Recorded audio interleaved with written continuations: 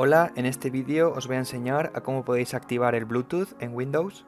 Os voy a enseñar los dos modos más sencillos para activarlo. Vamos con el primero, le damos a inicio, vamos a configuración,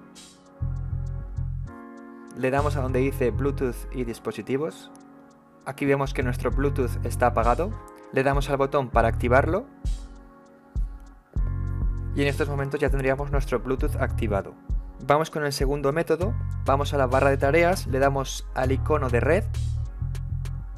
Aquí tenemos la configuración rápida y tan solo le tenemos que dar al botón Bluetooth para activarlo.